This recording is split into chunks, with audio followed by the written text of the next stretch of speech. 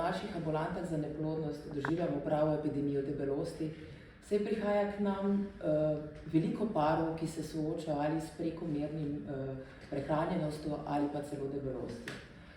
Ugotovljeno je, da je v Sloveniji okoli 20% odraslih oseb ima indeks telesne mase 30 ali več, kar pomeni, da imajo v bistvu diagnozo debelost in smo nad evropskim povprečjem.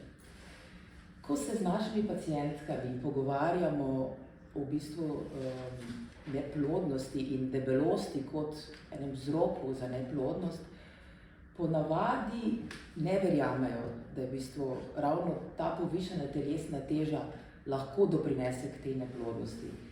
Ponavadi nam povedo, da v bistvu se poznam ženske, ki imajo nekaj kilogramov preveč, pa še vedno imajo otroke. Pa vendar bi vam rada na tem mestu povedala, v bistvu, da debelost izjemno pomembno vpliva na razvoj neplodnosti, tako pri ženskah kot tudi pri moškem.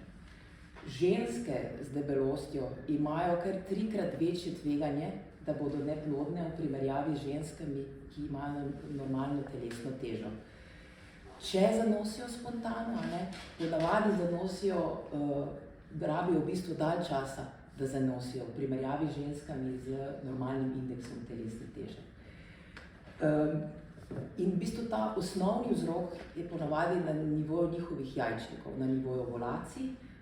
To so ženske, ki nimajo v bistvu rednih ovulacij oziroma so nepravilne ovulacije. To se pa kaže kot motnje menstrualnih ciklusov ali pa celo menstruacij ni.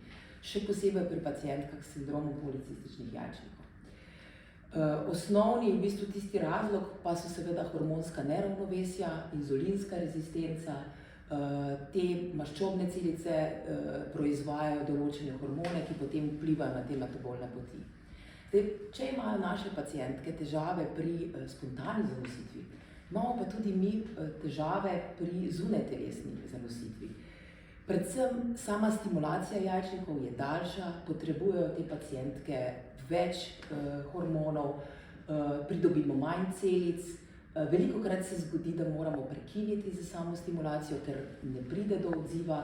Funkcija jajčnikov zna biti v bistvu težja, zato ker so jajčniki slabše dosegljivi, slabše vidni. Kar je pa tisto, kar je pa v bistvu pomembno za nas, je pa to, da ženske z indeksom telesne mase, ki je višji od 30 oziroma tudi čez 40, potem je stopnja porodov po postopkih zunajtelesne oploditve bistveno nižja kot pri ženskah, ki imajo normalno telesno maso. Recimo v primeru, če je telesna masa če je indeks telesne mase nad 40 kg na kvadratni meter, potem v bistvu možnost zanositev po postopku zunajtelesne oploditve za polovico manjši. To je pa dejansko kar pomemben dejavnik za neplodnost.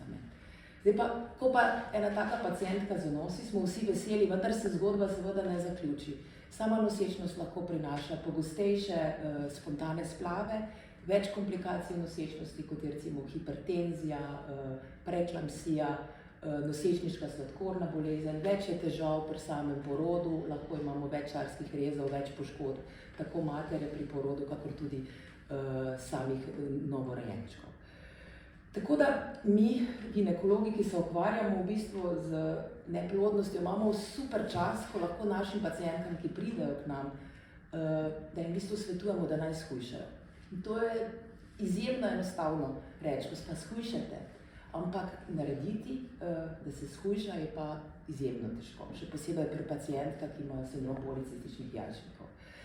Tako da smo veseli, da so na tržišču v bistvu nova zdravila za zniževanje telesne mase, to so agonisti GLP-1 receptorjev, in moram povedati, da smo 10 let nazaj na kliničnem oddelku za reprodukcijo skupaj z kliničnim oddelkom za endokrinologijo naredili v bistvu pilotno študijo, prvo na svetu, kjer smo shujšali naše pacientke z liraglutidom in dejansko dokazali, da zanosijo bolje v primerjavi z kontrolno skupino in tudi, kaj je bilo pomembno, pomembno je, da je bila tudi kumulativa, v bistvu tudi nosečnosti, ki so se zgodile potem, ko so, če niso zanosile v postopku oploditve z zunajtelesno pomočjo, da so potem spontano zanosile, tudi ta kumulativa je bila boljša.